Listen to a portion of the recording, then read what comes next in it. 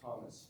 She's the Executive Director of the Association for Core Texts and Courses, an international professional association that supports faculty, students, and administrators in core text education, mostly at the undergraduate level. She's also been a professor of philosophy at Mercer University for 30 years, specializing in the good stuff, ancient political philosophy. So please join me in warmly welcoming Charlotte Thomas.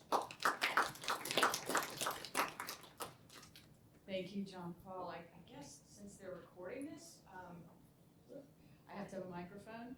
And since I'm doing a PowerPoint, because I'm two-fisted today, so it's a little awkward, but I'll do my best.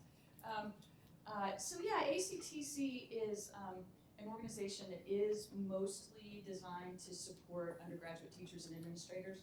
But my mind is just reeling the last, I guess I've only been here 18 hours, thinking about how ACTC can support classical still teachers, or how the work of ACTC can kind of overlap or interface with the work you guys are doing. So if you have thoughts about this, and I know some of you know ACTC, I recognize faces, I'm really, really curious about that. So I just wanted to say that up front. Also, because I'm a philosophy professor at heart, I forget to do things like bring business cards and put email addresses in PowerPoint things. So if you're interested in ACTC, please check out our website.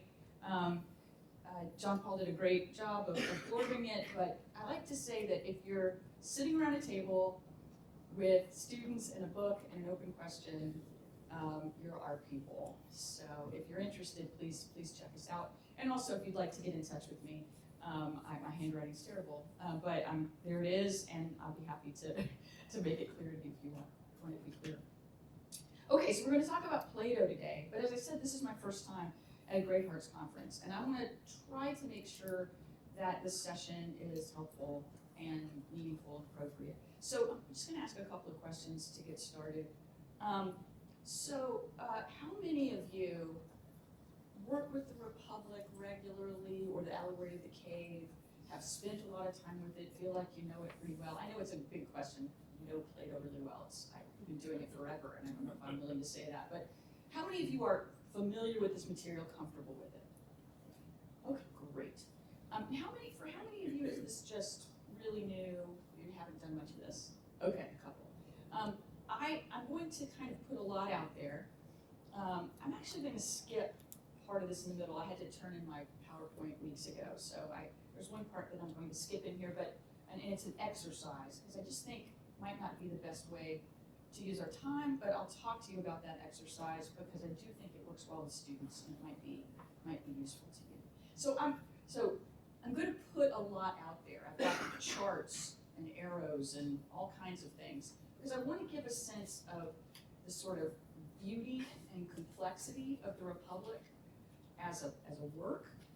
Also a sense of how the structure of the book and the structure of the dialogue, kind of the arguments of the dialogue and the structure of the images of the dialogue all kind of work together. So it's kind of a lot. I just want to say that up front for those of you who are fairly new to this. And it's kind of a lot even if you're familiar with it. But I hope we'll leave plenty of time at the end for questions. If you would help me with time, that would be awesome. Absolutely. Like 15-minute warning or something. Okay. So I'll move through some things. Please interrupt me. I'm first and foremost a teacher. You're not going to throw me off. If I say something that doesn't make sense, or if you want to hear more about something before I move on, just please say so. That'd be great. I'd love that. Okay. So first of all, the Republic, it's kind of like when I teach, when I'm talking about the Oracle of Delphi, and you have to say that oracles are kind of at least two different things. So the person who gives the oracle, and then there's the thing that's given, right? Republic is sort of a multifaceted or ambivalent term. First, you've got the written work, the work that Plato composed. And in making sense of that, you've got constructed characters, right? The main interlocutor of the Republic, like almost all Platonic dialogues, is Socrates. But this isn't necessarily the historical Socrates. It's a character built on some version of the historical Socrates, but it's constructed, and so are the other characters. I mean, almost all of Plato's interlocutors, and that's just the big word for character in a dialogue, are constructed on historical figures, but clearly not just some sort of factual reporting. And the action's constructed. It happens in a real place, right? Of the road between Piraeus and Athens. If you go up to the Acropolis right now and you look toward the sea, the road to Piraeus Street is still there. It's a super busy street, big lights. Even at night, you can see it all the way to the sea. And whenever I'm up there, I'm like, where was Catholicis's house? You know, was it there? Was it there? But you can still see it. It's a real place. Again, did this conversation happen there? No, probably not. Almost certainly. It's a dialogue in 10 acts. I think we lose track of this, but tragedy was a new genre when Plato was writing dialogues. Comedy was a new genre, and dialogue was a new genre. It of course is its own thing, but it shares structure with comedy and tragedy as well. And it has elements of both within it. This is just something I talk about with my students. The thing we have in the contemporary world that I think structurally, in terms of genre, so generically in that sense, is historical fiction. But it's, of course, deep, politically important, philosophically important historical fiction. So it's not simply that. But real characters in real places with constructed action. So then there's also, within the book, there is the cities, and it's plural, cities in speech, that are constructed within the book. So it's the brainchild of a brainchild, right? Socrates is Plato's brainchild, and the city in speech, let's keep it simple for the moment, is the brainchild of Socrates. That is, he says to his interlocutors when they ask him about the human soul, he says, oh, that's so small. That's written in such tiny letters, and my eyes aren't that good. Let's make it bigger. Let's think of something bigger. And he says the city's bigger. None of this makes good sense, actually. But he creates the city in speech. Socrates creates the city in speech in order to make sense of something going on in the human soul. Along the way, there's a lot of political wisdom that's given, but that's not the original purpose of the image. He calls it the soul writ large. And it actually is lots of cities. You've got the minimal city, you've got the efficient city, you've got the efficient city that adds trade to it, so it's kind of, in a way, it's sort of a complete city, and then later you get, but not really, and then later you get the beautiful city, and that gets changed in book. When you start seeing the unjust cities emerge in book 8, you realize that those are kind of different cities. So there are lots and lots of cities, which means we're looking at lots of modalities of the soul. And, you know, this sort of common wisdom is that these cities have 3 parts. We're going to talk more about this. But actually, starting in book 5, the cities have 4 parts. And I think we just have to sort of acknowledge the kind of complexity and weirdness of that, what it might mean. Then, inside, say, of the book, you have this constructed city, and then, because it's a city that's built in order to illuminate the soul, there's something about the human soul and its organization, which is kind of like a republic. This one's a little bit more of a stretch, but I think all 3 of these levels, you have to have them in mind as you read the republic, because they're always informing each other in important ways. So the trying to make sense of the human soul is the reason the city in speech was constructed, and every time there's a modification of the city in speech, it's important, I think, for a reader of Plato to sort of try to track what that means for an individual, for the soul. Sometimes that's fairly easy because Socrates just tells you, here's what we're doing and here's what it means. And sometimes it's really hard because he doesn't, especially in the middle books. We're not going to do a lot with that today, but a couple of times in books 5 and 6, he reminds us that what he's doing in the political image is actually an attempt to elaborate on the city, but he talks about it so infrequently and draws the connections kind of so sparely that it is very, very easy to forget that we're still talking about the soul in the middle books. Among other things, right? I'm not saying we're not talking about politics in the middle books, of course we are. We're still also all talking about the soul. And that the soul, and this is just a fundamental point, that the soul, the human soul from Socrates, perhaps Plato, probably Plato's perspective, has parts. That just in itself is something that's really worth thinking about, talking about with students and with philosophical friends. Does your soul have parts? Obviously, there's work to be done in terms of understanding what the soul might have meant in the ancient context, in relation to what it might mean in other contexts, from within the Abrahamic religions, for example, or from some sort of contemporary psychological perspective. And these are different contexts. But the question, do you think your soul has parts, is still a really great question to talk about with students. Okay, here's one of those big charts I told you about. So the Republic is structured, and it's not just structured in one way. And so I don't want anything that I say today that appears reductionist, like here it is and this is it. I've misspoken or you've misheard, because the last thing I would ever do is claim to be able to boil the Republic down to anything. But I think it's useful to break it up like this, and I think there's some things in the text that that make sense to me if I think about it like this. The first book of the Republic, we don't know for sure, but very well might have been a standalone dialogue called Thrasymachus. And it is, when you read the Republic, it's just very, very different. That's not to say that it's tacked on or irrelevant or unhelpful. It's very much integrated, but it's more, in my reading, there's sort of more things going on in book one that are like explorations of a microcosm of some of the dynamics in the larger work. So they're sort of introduced in a way to a lot of things in kind of a brief way that get elaborated upon and modified in the rest of the dialogue. And then books 2 through 4, book 2 is where Socrates introduces the image of the city in speech, the city is soul. And actually in book 4, he says they're done. We did it. We created it.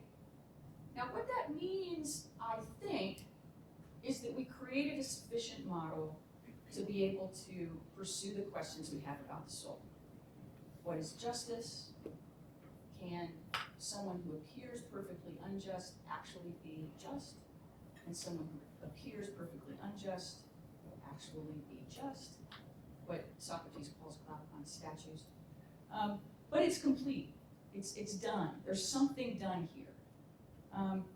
And then there's an excursus, and we get really strong dramatic clues at the beginning of book 5 and at the end of book 7 that you're looking at an interlude. Not an interlude, but an excursus. A longer way around. There's several shorter and longer ways around the Republic, so that's a complicated thing. But Socrates doesn't want to he claims not to want to have this argument. It's spurred by the question of the role of women and children in the city, but it turns out really to be about a philosophical city. He calls it Callipolis, the beautiful city, and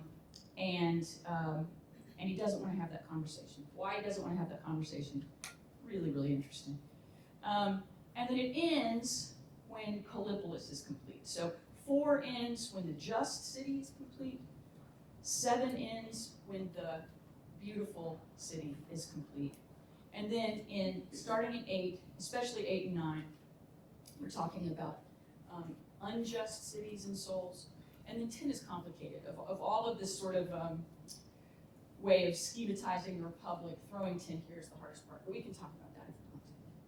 So there's lots of, the Republic's full of dialogue and full of argument. It's also full of images and myths. And that's really what I want to talk about today. So I'm going to move a little more quickly here for a minute. So at the beginning of book 2, just before the city and speech is introduced, we get the myth of the Ring of Gyges. This is the one where the guy finds the ring. It's Lord of the Rings, right? It's Gollum. He finds the ring. He realizes that if he turns it on his finger, he becomes invisible. Immediately, he rapes the king's wife, kills the king, and becomes king. And Glaucon says, tell me why we're not all like this. And Glaucon, to his credit, says, I don't want to believe that people are like this, but I need a good argument. Tell me why it is that you think that not everybody would do that if they didn't think they would get caught. Ring of Gyges. There's also, in the beginning of book 6, but it's really set up by book 5, there's the image of the ship of state. So you've got images and you've got myths. In the ship of state, which we can talk about, it's actually one of my favorites to talk about because I think it really poses a question. So for those of you who are new to the Republic, just very, very quickly, in the ship of state, you have a ship full of unruly, irrational sailors. You have a ship owner who's tall and handsome and charismatic and influential, but he's also a little bit blind and deaf. And then you have this guy on the boat, who the sailors call a stargazer, because he just sits on the ship and is looking at the stars, and they think he's useless and has nothing to do with what they're doing. But of course, he's the guy who can guide the ship by the stars. He understands navigation. He understands enough about astronomy to get the ship where he wants it to go. And the question is, can the guy who's actually capable of getting the ship where it wants to go actually find himself in a position in the ship where he can make that happen? Right? And we're told that he will never, ever, ever persuade the sailors. So it really comes down to the ship owner, right? Can he mediate? So it's a fabulous, fabulous image. And it's an image of the soul. The sailors are desires. The ship owner is something about the spirited part. And the two functions of the stargazer, the sort of ability to understand the way things are, and maybe, it's a question, the ability to use that knowledge to guide the ship. Those are two parts of reason or rationality. Okay, and then in book 9, we get the beast, lion, man. You get this, so you have the outline of a human being, and inside the human being, you have a little human being, a homunculus, you have a lion, you have a beast. If these interior parts are organized in one way and in one way only, the whole thing will thrive. That is if the little guy inside is in charge. But if the lion's in charge, everybody dies or gets messed up. If the beast is in charge, everybody dies or gets messed up. So again, we have another image of the soul, another set of questions and arguments about what it means to have parts and how those parts need to be arranged and what the consequences are if they're misordered. We gotta go fast here. This is a very complicated and hard one. Then the cave sits in the middle. This is where we need to go. And then the myth of Ur, so you have the Ring of Gyges at the beginning, you have the myth of Ur at the end, and I want to argue that the cave really sits both as a myth that connects the myth of Ur and to the Ring of Gyges, but also as a way of taking these images of the soul and actually putting them into motion. So the cave is both sort of central physically in the dialogue, and it's central in all of the imagery and all of the mythological action to the whole time. And I would say it's central to the arguments too, that's different. Okay, so I'm happy to share all this with you guys, but that just sort of lays out, if we're gonna understand the framework this way, kind of what each part is doing. And again, I'll share this. Just email me, so those of you who are trying to take notes, please don't worry about that. I'll get it to you. Okay.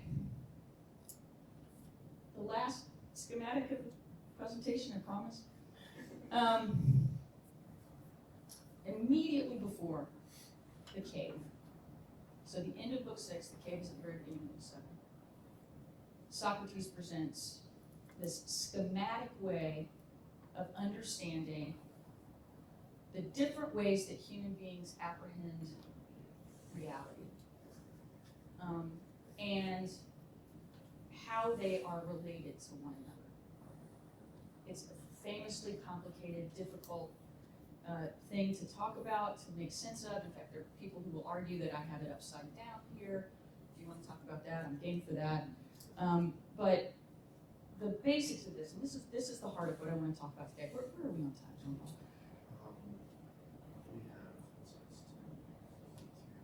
We have about 24 minutes Perfect. before the 15-minute break. Perfect, this is great. Okay, so imagination is the first and most basic way that human beings apprehend the world. When we get to the cave, Socrates is going to tell Glaucon, we all start there. And just to bring this down to a very practical level, there's something that just sort of seems right to me about this. I mean, why do we give kids books with pictures in them, right? Why are animated things more accessible sometimes to kids than live action? There's a way in which images, and I'm not a developmental psychologist. I can't talk about the science of this. I don't know whether it's sound, but in a common sense way, there's just something very plausible to me about images and stories, right? Not just visual images, but stories and images, mythology, being a really basic way that we apprehend our world, that we make sense of our world, and that maybe we all start there. That's just plausible to me. We can talk about the arguments for it, perhaps the arguments against it. And then the next sort of way that in this image, in this schematic, and I do think it's an image, even though it's a mathematical image, this is an image, right?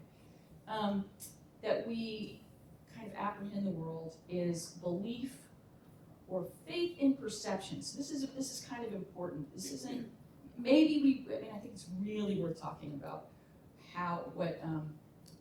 in what sense this is faith. Maybe it's larger than what I'm saying right now, and I'm open to that possibility. But it is at least a kind of faith that our perceptions are accurate. Maybe not fully accurate, but are the basis of something true. That this chair really is here. And that I can build on that, and I can work with that. And that it might be an incomplete picture, but it's not going to be an entirely wrong picture of reality. These are the parts of the divided line that have to do with perception in the world. The top two parts, and by the way, I'll tell you right now, I know that this is inaccurate in the sense that we're told that this division should be drawn unevenly, not evenly. So, and I think that matters and is interesting, but this doesn't show that. I like to think of this next one, understanding reasoning, like modeling and theories. I think that at least when I'm talking to my students, that makes sense to them. That we have a model for how we're making sense of things.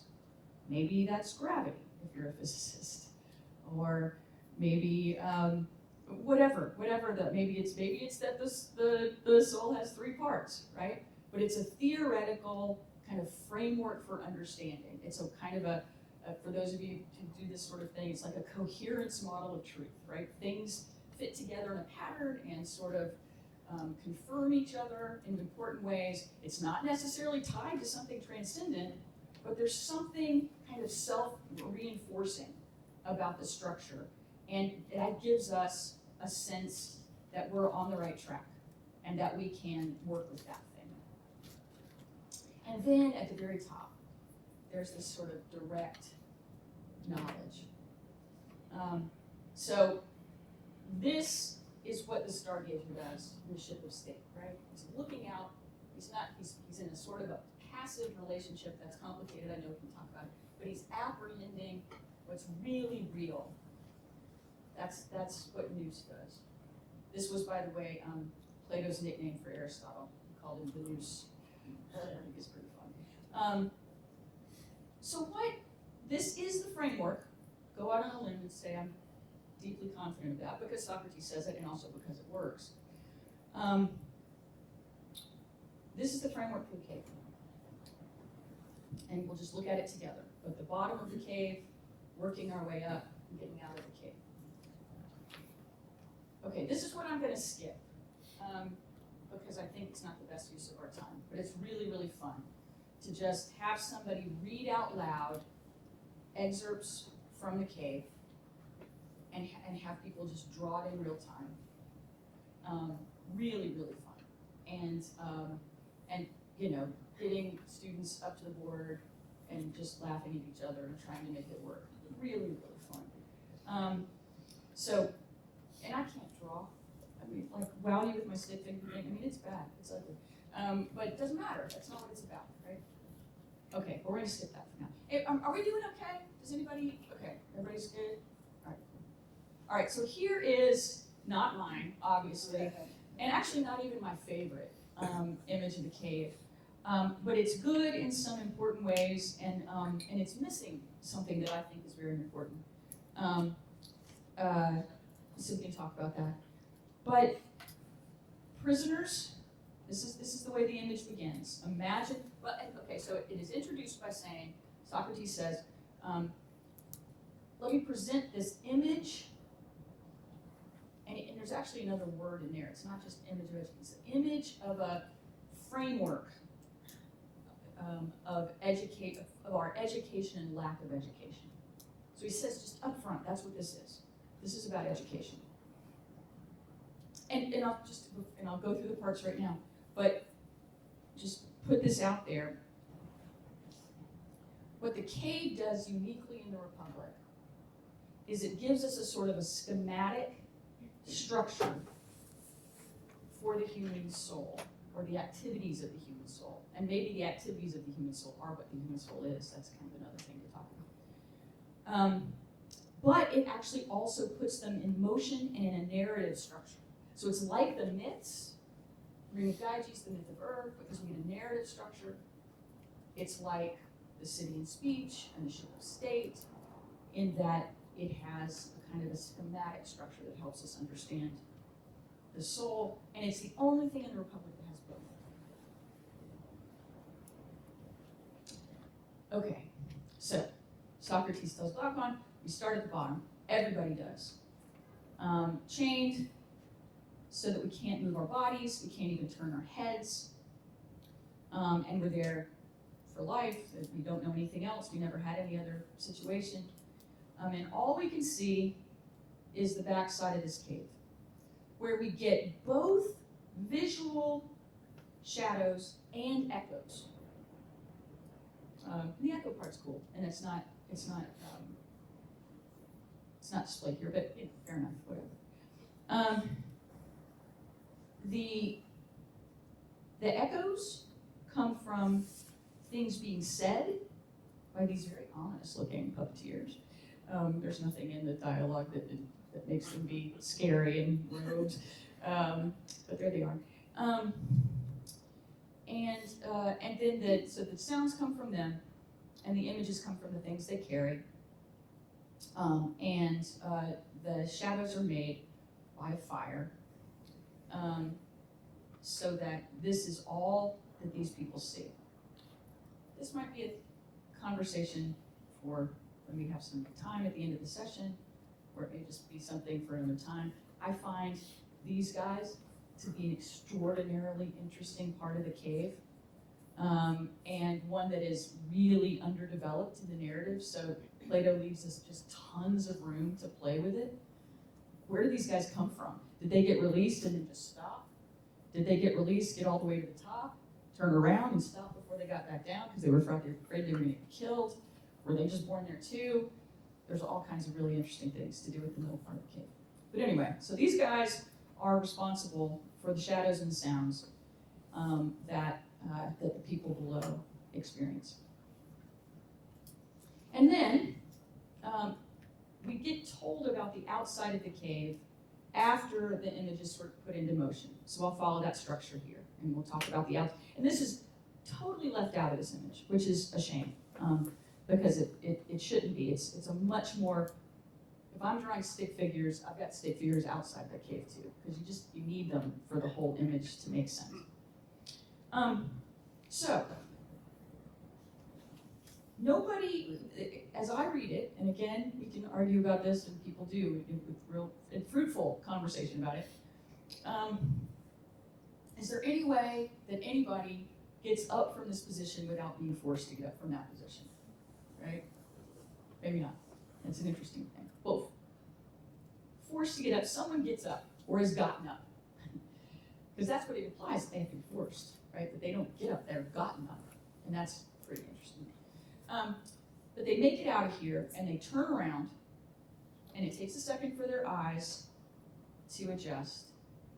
But they realize that there's a relationship between the shadows that they've been seeing and these objects on the wall.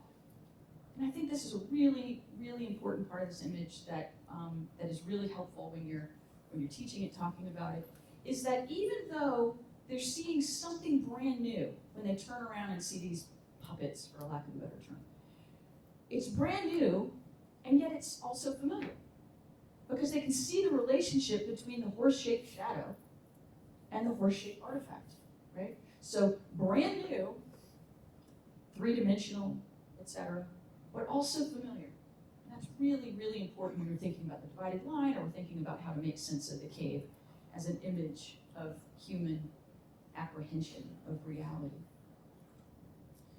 And we get a lot of hypotheticals as the image goes over, if they get past there, suggesting maybe they don't, and make it out of the cave. Again, you're now in the realm of sunlight, also missing from this image, but applied, fair enough. The source of light within the cave is the fire. The source of light outside the cave is the sun. This is a very confusing thing, but I think this is the moment to say it. I really feel like, I can't imagine what a better image for this would be, but I really feel like Plato's hazing me when I start saying this next thing. Because the fire actually represents the sun, and the sun represents the good. So the rest of the time you're talking about the image with your students, you have to be really careful when you say the sun. Because you're talking about the sun that's represented by the fire, or are you talking about the sun that represents the good? It's really difficult, interesting, annoying. But okay, so you get up here, and your eyes, again, your eyes are not adjusted to the light. So you look down, and you see shadows, and then as your eyes adjust, you look up, and you see the objects that cast those shadows. So you have a direct parallelism between shadows in the cave, shadows on the ground outside the cave, objects in the cave, objects in the world outside the cave. And when you're looking at the ways human beings make sense of the world in terms of perception, lower half of the divided line, how we make sense of things that are illuminated by the sun. Sorry, but that's what that is. This is a model of how that works. And when we are using our minds, using our intellects, being rational, and making sense of shadows, which turn out to be theories, models. This is dianoia, right? Eikasia, turning around looking at these, pistis, the chair actually exists. The shadow, and this is again, if I were doing my stick figure drawing, we would have 4 of the same things, right? 4 horse shadows down here, or horse shadow, horse thing, horse shadow, horse. Because that pattern continues. As someone moves up and out, they're seeing things that are brand new and things that are familiar. I think that second part's really important, especially when we're trying to make sense of what images, why images are problematic for Socrates in the Republic, but also why they're incredibly powerful and important, despite some of the rhetoric that makes it look like we just need to reject them whole cloth. So, images, down here, imagination, stories, myths, things that we perceive with our senses that are the basis for those stories, images, myths. Theories that help us understand and may actually be right about the reality that's reflected in our lived experience and in our stories and myths and images. And then the things themselves. The horse, that is the basis for the theory of horses and the model of horse, the artifact of a horse, and the shadow of an artifact of a horse. That is the source of all four ways of doing it. Okay, I don't remember exactly, well no, we got one more slide, but then we're gonna get to something very silly. So this is just kind of a summary of, I think, things that I've already said. We all start at the bottom. Some, not all, turn. Maybe some of those stop along the way, we don't know. Some, not all, make it out of the cave. And then, this is very, very important. Some of those who make it out choose to go back down. And this is maybe, I don't know, but this is certainly one of the most important things that I'd like to convey today. Often, almost always in my experience, the way the cave is taught is a one-way ticket. You start in delusion and you get to enlightenment. But in the Republic, it's up, down, and up again. And all three of those ways of moving through the cave and moving through the divided line, I think are really, really important and interesting. So maybe some of those who go back down don't make it all the way to the bottom. I put these in parentheses because there's nothing in the text to suggest that, but there's also nothing in the text to refute it. Some of those who make it to the bottom of the cave probably don't survive. We're told it's really, really, really dangerous. And you risk your life if you go all the way out and come back down. We're going to talk about why. Some of those who make it to the bottom are those who presumably force others to get up and guide them back up. Again, maybe some get stalled in the middle on the way out. It's an interesting set of possibilities. And some make it out for the second time. And those alone, and this image is given in the context of the sort of story of the philosopher king or philosopher ruler. And so one of the punchlines here is only that person who goes out, comes back down, goes back out again, is fit to be a philosophical ruler. Okay, here we're gonna get really silly. Santa Claus. I like this image, and I don't have a better one, and I always feel silly using it. So if you guys have a more serious, dignified image for me to use going forward, I'm ready for that. You guys give it to me. But I feel like this is an image thinking about, if you're American, not necessarily Christian, because as we know, Santa Claus is not purely a religious figure. It's very much a part of our American culture.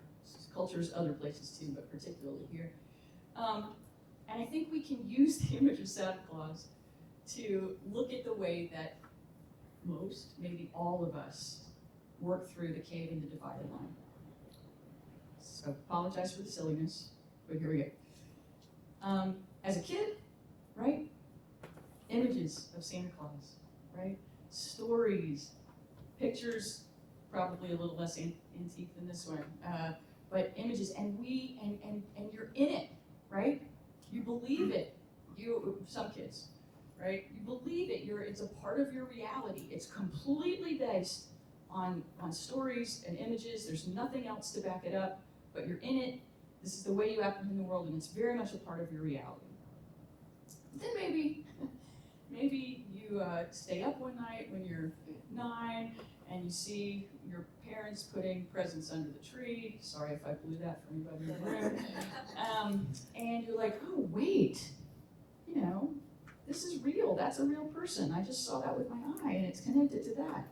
And it makes you doubt and rethink the images you saw, but mostly probably doubt them and maybe get mad, right? But as you grow and get older, you can sort of, maybe as a parent, you can sort of develop a theory of what Santa Claus is. Teaching generosity, putting a little bit of magic into a child's life, exercises in gratitude, all kinds of, a completely non-transactional experience of receiving something, which has real value, right?